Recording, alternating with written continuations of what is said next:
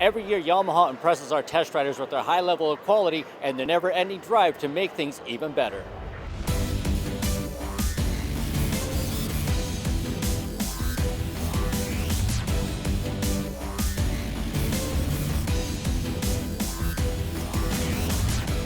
So we've got a lot of new things going on with our lineup of Vipers. We have a whole bunch of new shock packages.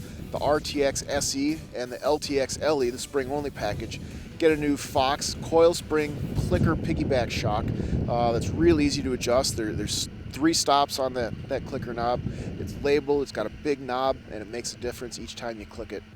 We've got new track options. We've got new STX models that are kind of adventure sled, if you will. We've got a saddlebagger with a 137 STX, and we've got more of a pickup truck bed with a bed in the back with a hard tonneau cover, and there's actually a 4.6 gallon auxiliary fuel tank back there.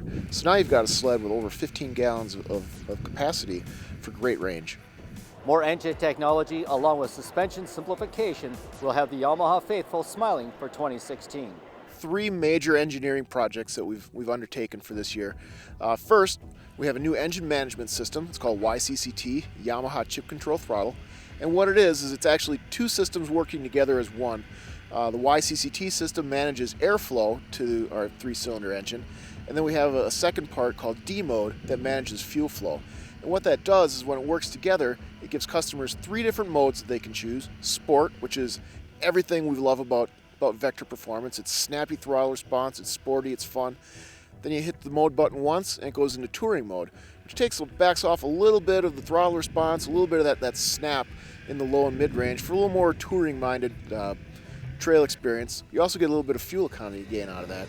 And then if you hit the mode button a third time, it'll go into E or entry mode. And what that does is it lowers the whole performance of the engine. It really relaxes the throttle response. So the second engineering project that we've undertaken is actually a new rear suspension for the Vector and the Apex models. It comes in 2 lengths, 129 and 146. We're calling it the single shot rear suspension. It's a next generation monoshock that doesn't actually diminish any of the ride quality. And I'm happy to say that we've hit the targets. The sleds ride great out here, especially in Yellowstone with that Reynolds chop. It's exactly what the single shot was designed to do.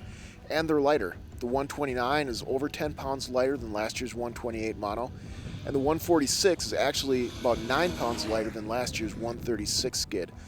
So we gained 10 inches of track length, and we dropped 9 pounds of unsprung weight. Our third engineering project that we've undertaken is a new mountain front suspension. We call it the SRVM, and it's a narrow stance. It's adjustable from 34.5 to 38.5 inches. It'll come set in the middle, about 36 inches from the factory. But one of the key design features of the new suspension, aside from the narrow stance, is that the spindles are actually tapered into the chassis. So when you look at it from the front, you don't see a big spindle hanging out on the side. And what that does is it allows mountain riders to pitch the sled up on a side hill or go play in the powder and not hang up and carve a bunch of extra snow and really slow you down. It makes it very agile, very nimble off trail. And the mountain guys that have been on it really love the side hill ability.